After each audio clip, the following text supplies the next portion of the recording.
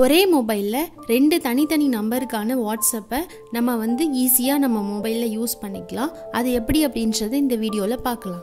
இந்த மாதிரி 2 வாட்ஸ்அப்பை ஒரு ஃபோனில் யூஸ் பண்ணுறதுக்கு நம்ம வேறு எந்த ஆப்புமே எக்ஸ்ட்ராவாக நம்ம டவுன்லோட் பண்ண வேண்டிய நெசசரி கிடையாது. நம்ம ஆல்ரெடி வாட்ஸ்அப் நம்ம மொபைலில் யூஸ் பண்ணிகிட்டு இருந்தோம் அப்படின்னாலே போதும்.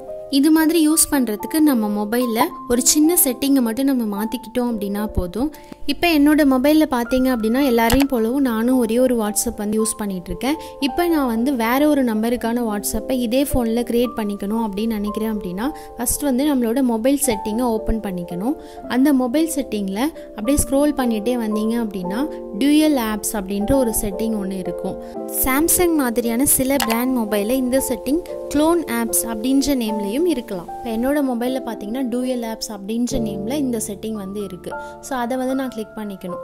அப்படி இல்லை அப்படின்னா மேலே சர்ச் பாரில் டியூயல் ஆப்ஸ் அப்படின்றத டைப் பண்ணிக்கோங்க. DUAL டியூயல் ஆப்ஸ் அப்படின்னு டைப் பண்ணிட்டு சர்ச் பண்ணிங்க அப்படின்னாலே இந்த செட்டிங் ஆப்ஷன் வந்து உங்களுக்கு ஓப்பன் ஆகும். ஜஸ்ட் அந்த ஆப்ஷனை கிளிக் பண்ணிங்கன்னா ஆட்டோமேட்டிக்காக இதில் வாட்ஸ்அப் அப்படின்ற இந்த ஆப் வந்து உங்களுக்கு வியூ ஆகுது இல்லையா? இதுக்கு பக்கத்தில் இருக்கிற இந்த பட்டனை வந்து நம்ம ஆன் பண்ணிக்கணும்.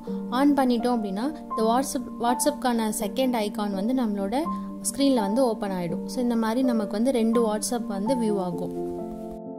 இப்போ செகண்டாக க்ரியேட் ஆன வாட்ஸ்அப்பில் பார்த்தீங்க அப்படின்னா ஒரு லாக் சிம்பிளோடு இருக்கும். அந்த வாட்ஸ்அப்பை வந்து நான் கிளிக் பண்ணிக்கிறேன். இப்போ புதுசாக ஒரு வாட்ஸ்அப்பை க்ரியேட் பண்ணும்போது நம்ம நியூவாக ஒரு மொபைல் நம்பர் கொடுத்துட்டு OTP கெட் பண்ணி போடலையா, அந்த மாதிரியான ப்ரொசீஜர் எல்லாம் பண்ணிட்டோம் அப்படின்னா நம்மளோட செகண்ட் வாட்ஸ்அப்பை நம்ம ஒரே மொபைலில் யூஸ் பண்ணிக்கலாம்.